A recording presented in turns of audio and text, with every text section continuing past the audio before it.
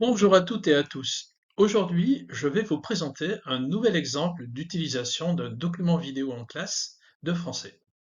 C'est l'occasion pour moi de vous faire découvrir le réseau de jeunes reporters francophones Les Haut-Parleurs, lancé en 2015 par l'agence de production audiovisuelle Fab Lab Channel en coproduction avec TV5 Monde. De jeunes reporters partout dans le monde parlent des sujets de société qui les concernent: l'environnement, les réfugiés, les femmes, l'engagement, le droit des enfants, la drogue, la liberté ou les interdits. Il y a plus de 500 reportages disponibles pour vous. Aujourd'hui, j'ai choisi pour vous la vidéo Les colloques de ma grand-mère. Dans cette vidéo, Chloé présente la vie de sa grand-mère Géralda en colocation avec Séverine et sa petite fille Kéline. Nous allons scénariser la présentation de la vidéo pour en faciliter la compréhension. Selon les niveaux, nous proposerons différents types d'activités. Dès le niveau A1, il est possible d'utiliser des parties de la vidéo en proposant différentes étapes.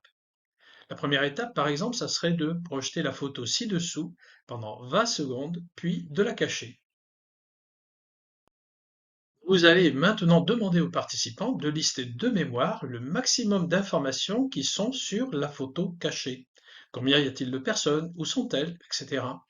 Puis, nous allons échanger les informations en grand groupe. L'étape suivante, on va montrer à nouveau la photo et on va demander aux apprenants d'échanger en petits groupes pour essayer de dire quelle est la situation présentée sur cette photo. D'après vous, quelle est la situation présentée dans la photo? Quelle est la relation entre ces personnages? Vous révélerez ensuite, si cela n'a pas été trouvé, qu'il s'agit d'une colocation entre une vieille dame avec une maman et sa petite fille qui paye un loyer modéré. Pour le niveau A2, vous passerez tout de suite à l'étape suivante. Pour les niveaux A2+ et au-delà, vous pouvez demander aux apprenants de réfléchir aux avantages et inconvénients que représente d'après eux ce type de colocation. Vous pouvez ensuite présenter une nouvelle photo. À deux, les apprenants choisissent une des personnes présentes sur la photo, Gérarda, Séverine ou Kéline, et ils imaginent ce que pense cette personne de la vie dans cette colocation. Imaginez qu'elle réponde à une interview. Ici, à travers cette activité, nous travaillons à la fois l'expression orale, mais en même temps, nous faisons en fait des hypothèses sur le contenu de la vidéo. Nous mettons en place une stratégie de compréhension qui consiste à anticiper le contenu. Par ailleurs, nous créons un intérêt, une curiosité pour la réponse réellement donnée par les personnes concernées. Et puis ensuite, on visionne la vidéo en associant le visionnage à une consigne. Que disent vraiment les personnes sur leur vie commune?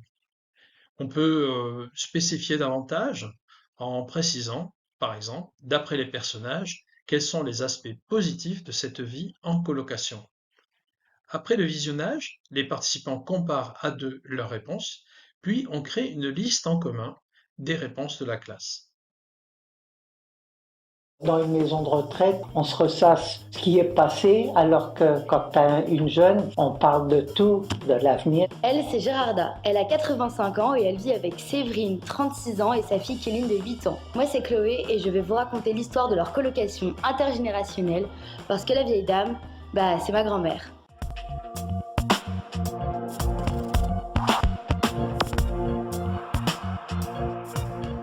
Alice, Vivre avec quelqu'un de plus âgé que moi, c'était très rassurant pour moi. C'était une époque où j'arrivais, je découvrais Paris, je connaissais pas, donc pour moi c'était un repère aussi. c'était surtout pour avoir quelqu'un que je voulais prendre parce que je m'ennuyais toute seule. Et j'avais un peu peur aussi. Bon. Et sachant quelqu'un en bas, j'étais tranquille, j'étais plus à mon aise. En attendant de trouver un logement, Séverine et sa fille habitent dans un appartement totalement indépendant de la maison de ma grand-mère. Séverine paie un petit loyer, mais c'est bien moins cher que pour un logement similaire dans le même quartier. Ça apporte la jeunesse, ça apporte beaucoup de choses. Dans une maison de retraite, on se ressasse ce qui est passé, alors que quand tu as une jeune, on parle de tout, de l'avenir. Je joue aux cartes avec des personnes de mon âge, c'est pas la même chose que quand on discute avec Séverine. Vivre avec Gérarda, c'est un plaisir parce qu'elle m'apporte beaucoup en maturité en fait, maturité d'esprit.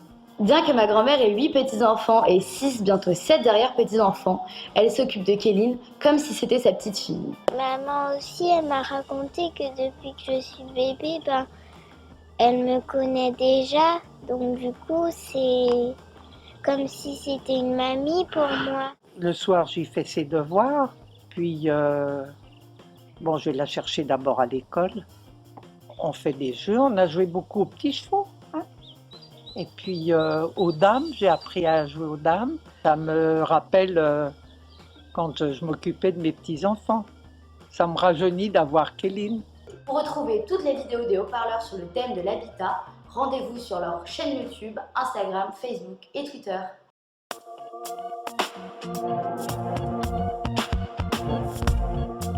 Après le visionnage et le partage des réponses avec les apprenants, on peut en rester là. Au-delà du niveau A2, on peut aussi aller plus loin en proposant des activités complémentaires, comme par exemple rédiger une annonce pour trouver un ou une colocataire, préparer des questions à la propriétaire avant d'emménager, ou bien simuler par exemple un entretien de candidature pour obtenir ce logement. Pour aller plus loin, vous pouvez proposer à vos apprenants toute une série d'exercices de compréhension orale en autonomie sur le site apprendre.tv5monde.com et vous trouverez également la transcription de la vidéo. Dans une maison de retraite, on se ressasse ce qui est passé, alors que quand tu as une jeune, on parle de tout, de l'avenir. Elle, c'est Gérarda. Elle a 85 ans et elle vit avec Séverine, 36 ans, et sa fille Kéline de 8 ans. Moi, c'est Chloé et je vais vous raconter l'histoire de leur colocation intergénérationnelle parce que la vieille dame, c'est ma grand-mère.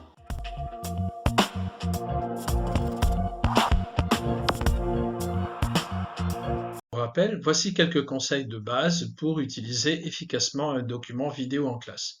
Tout d'abord, choisissez un document court et actuel. Deuxièmement, scénarisez la présentation.